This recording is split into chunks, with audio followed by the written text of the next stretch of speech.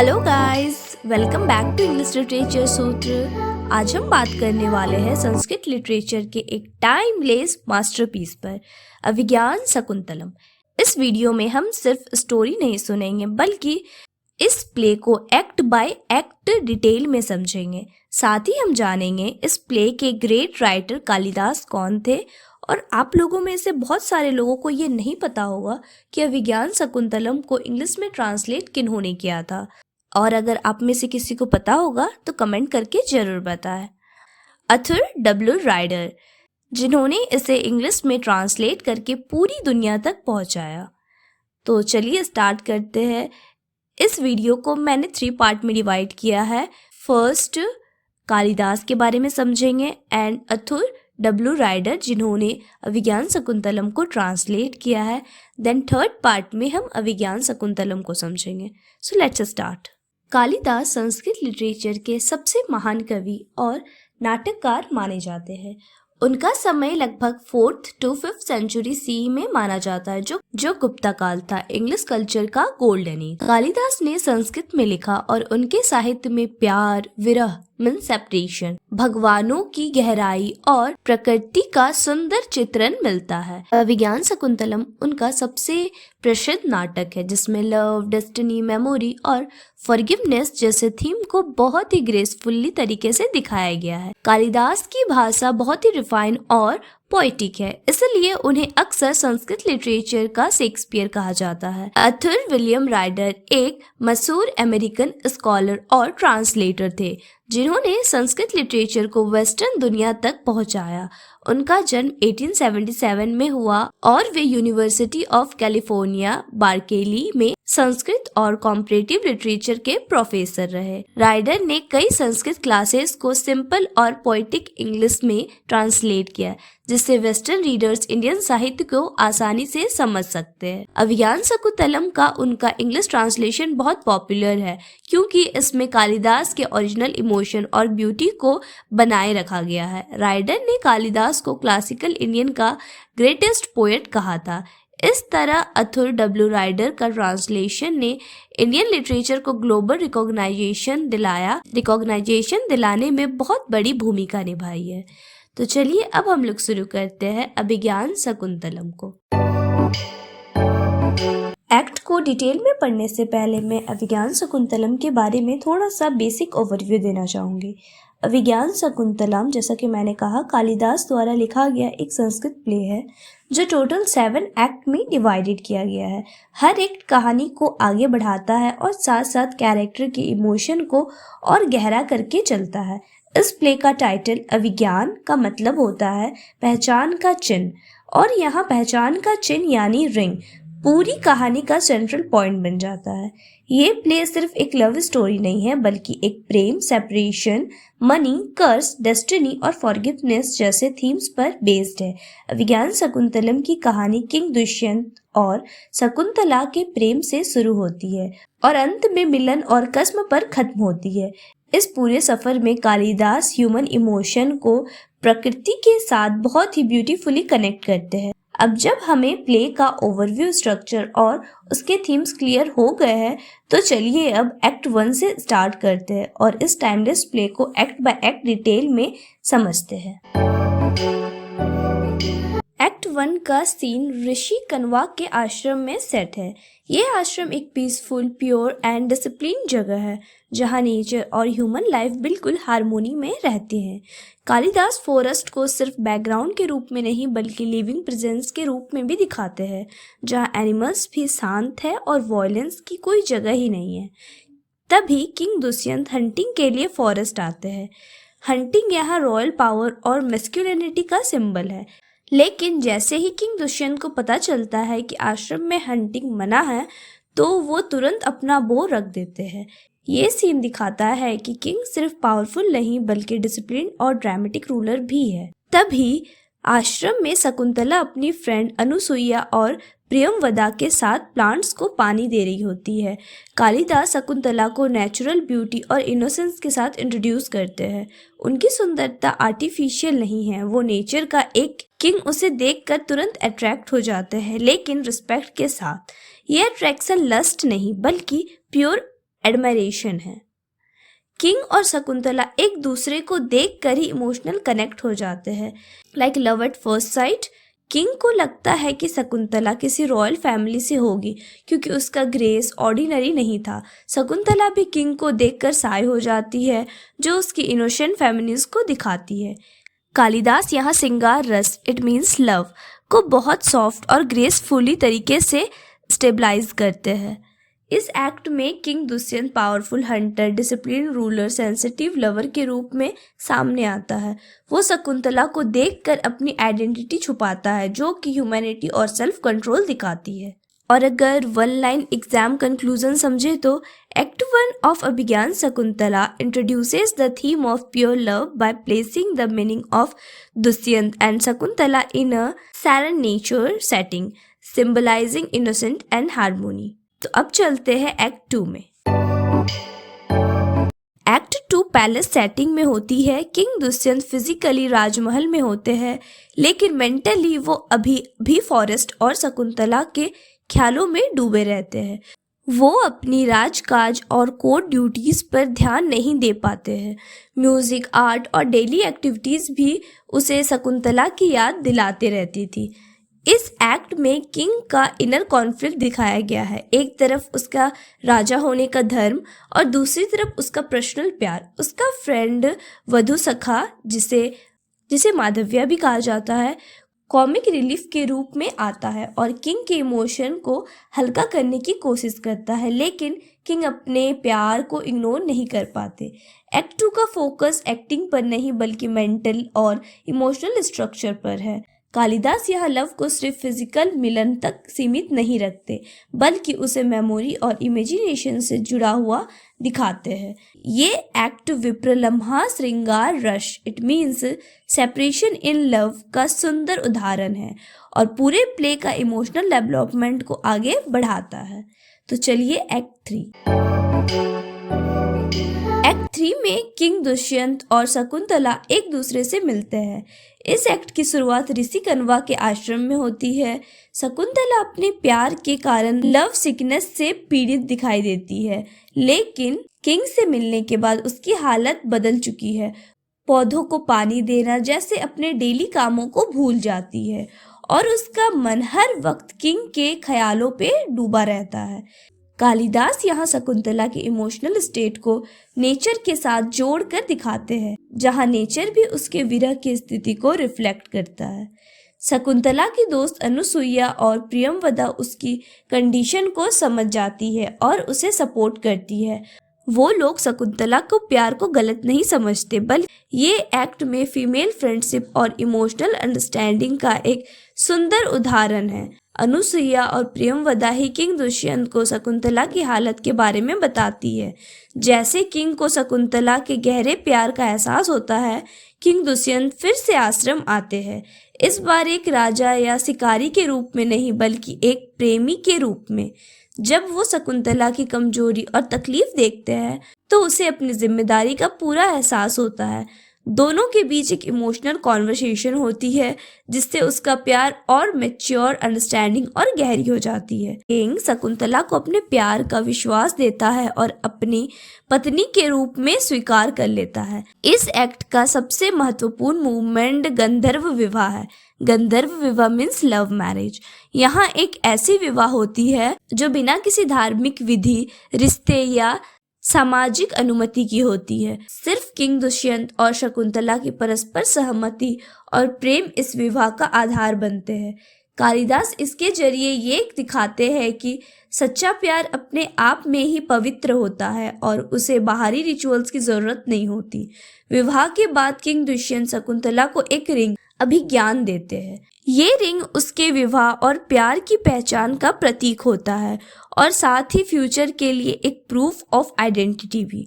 King उसे वचन देते हैं कि वो जल्द ही उसे राजमहल ले जाएंगे, लेकिन राज्य के कामों के कारण उसे तुरंत पैलेस लौटना पड़ता है। शकुंतला आश्रम में ही रह जाती है, अपनी पति के इंतजार में। एक्ट 3 बाहर से एक हैप्पी और रोमांटिक एक्ट लगता है, लेकिन अंदर ही अंदर ये आने वाली ट्रेजेडी का फोरशैडोइंग करता है। किंग का शकुंतला को आश्रम में छोड़कर जाना और रिंग पर डिपेंडेंस आगे चलकर सेपरेशन का कारण बनती है। इस तरह एक्ट 3 प्यार के शिकार को दिखाते हुए पूरे प्ले के दुख और परीक्षा के लिए स्ट्रॉन्ग फाउंडेशन तैयार कर देती है। तो चलिए अब शुरू करते हैं एक्ट 4। एक्ट 4 अभिज्ञान शकुंतलम का टर्निंग पॉइंट है, जहां कहानी का मोड रोमांटिक से ट्रेजिक हो जाता है।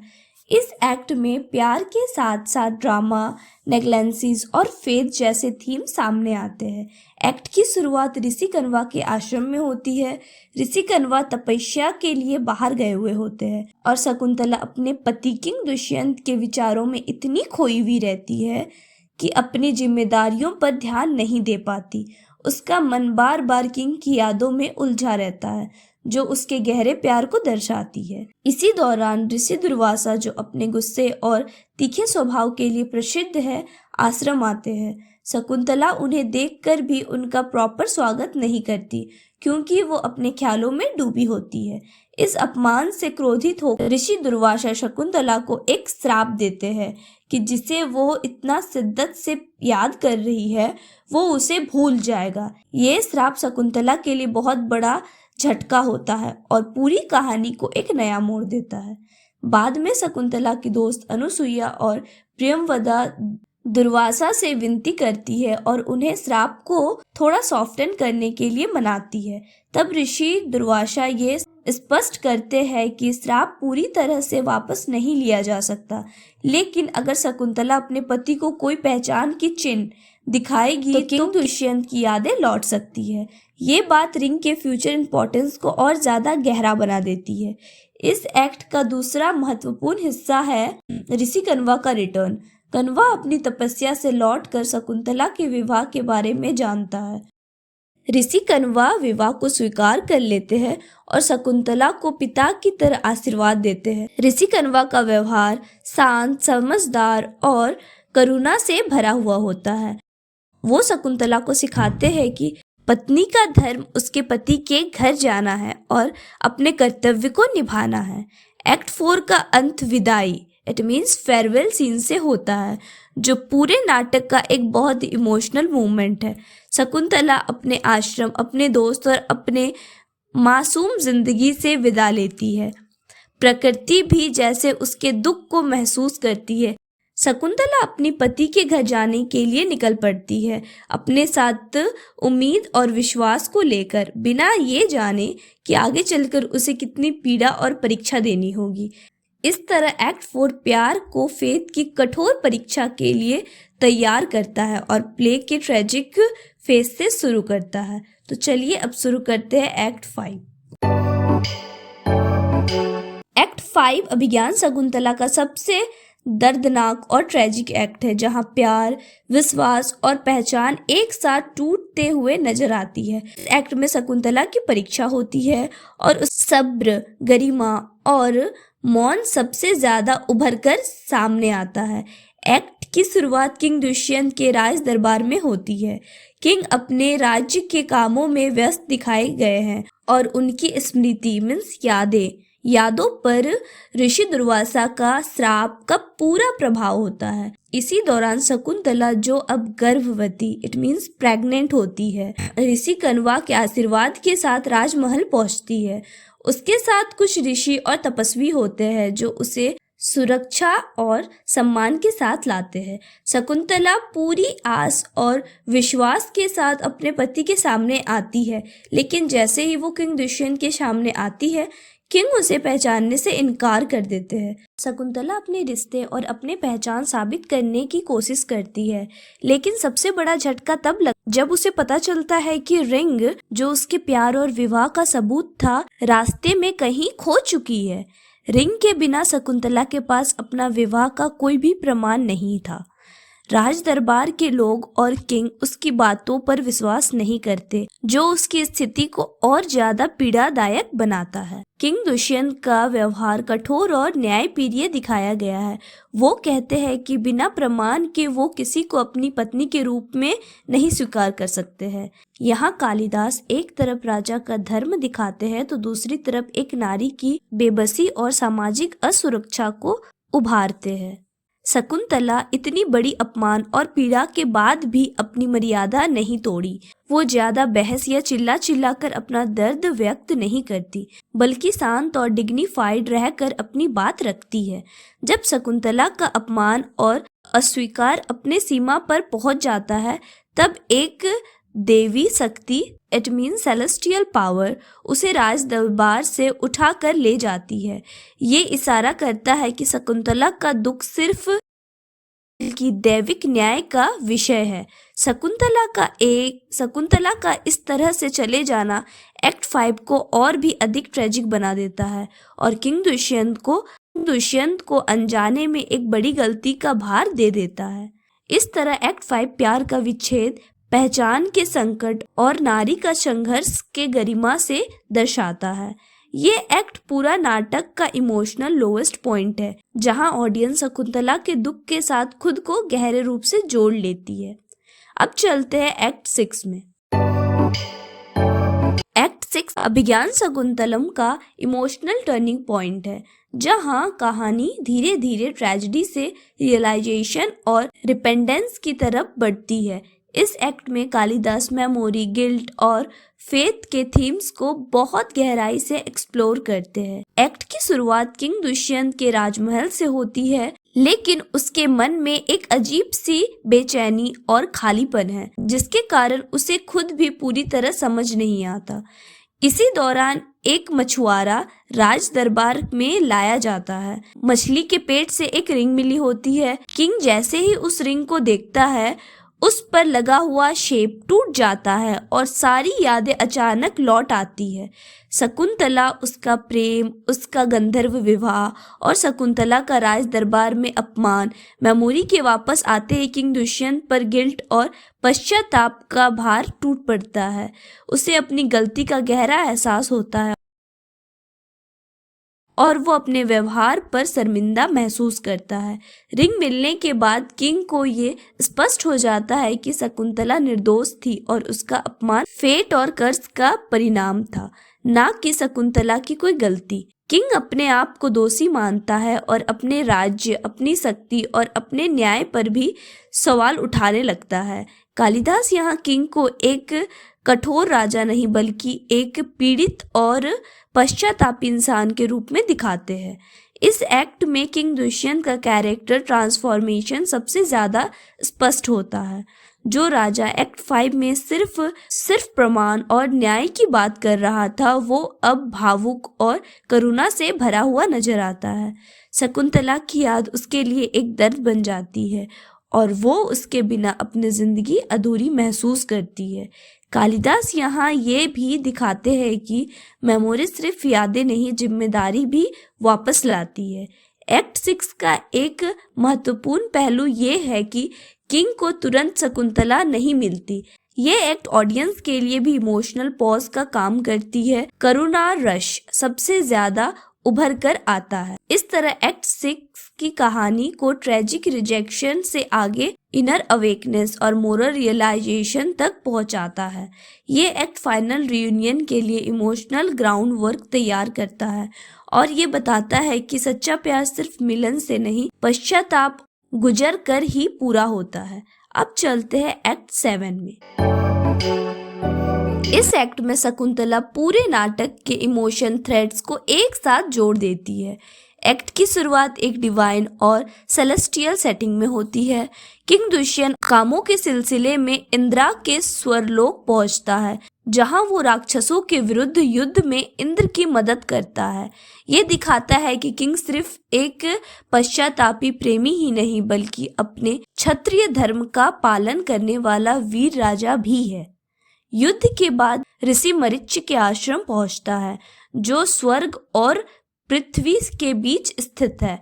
इसी आश्रम में इसकी मुलाकात एक छोटे बच्चे से होती है, जो असाधारण शक्ति और साहस का प्रतीक माना जाता है। वो शेर के मुंह को खोलने जैसे काम बिना डर के करता है। किंग बच्चे के व्यवहार और वीरता से हैरान रह जाता है और उसके अंदर अपनी ही झलक महसूस करता है। ये बच्चा और कोई नहीं बल्कि शकुंतला और दुष्यंत का पुत्र भरत होता है, जो भविष्य में भारतवर्ष का महान सम्राट बनने वाला होता है। जब किंग बच्चे की माँ के बारे में पूछते हैं तब उसकी मुलाकात शकुंतला से होती है। शकुंतला पहले जैसी मासूम आश्रम कन्या नहीं रही। वो दुख, तपस्या और अनुभव से गुजरकर एक गहरी, शांत और डिग्निफाइड नारी बन चुकी है। उसके चेहरे पर कोई शिकायत और गुस्सा नहीं होता, बल्कि एक शांत गरिमा होती है। दोनों के बीच पहले थोड़ा ऑकवर्डनेस, साइलेंस होती है, जो उसके बीच गुजरे दुख और सेपरेशन को रिफ्लेक्ट करता है। किंग दुष्यंत अपनी गलती स्वीकार करता है और शकुंतला से हृदय से क्षमा मांगता है, इट मीन्स फॉरगिवनेस। वो स्पष्ट करता है कि उसका अस्वीकार उसकी इच्छा से नहीं बल्कि ऋषि दुर्वासा के श्राप का परिणाम था। शकुंतला किंग को बिना किसी शर्त के माफ कर देती है, जो उसके कैरेक्टर की इमोशनल मैच्योरिटी और ग्रेटनेस को दर्शाता है। यहाँ कालिदास दिखाते हैं कि सच्चा प्यार ईगो या बदले पर नहीं, बल्कि फॉरगिवनेस और अंडरस्टैंडिंग पर टिका है।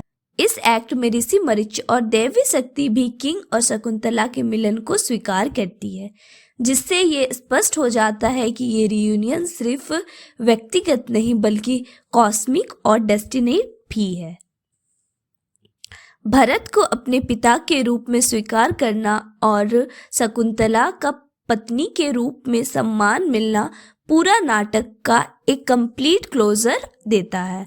एक्ट 7 का अंत एक हैप्पी और होपफुल नोट पर होता है। कालिदास ये संदेश देते हैं कि सच्चा प्यार कठिन परीक्षाओं से गुजरकर और भी पवित्र हो जाता है। दुख और सेपरेशन टेम्पररी होते हैं, लेकिन प्रेम, धैर्य और फॉरगिवनेस अंत में विजय होती है। So thanks for watching guys. If you like this video then like, share and subscribe this channel. Bye.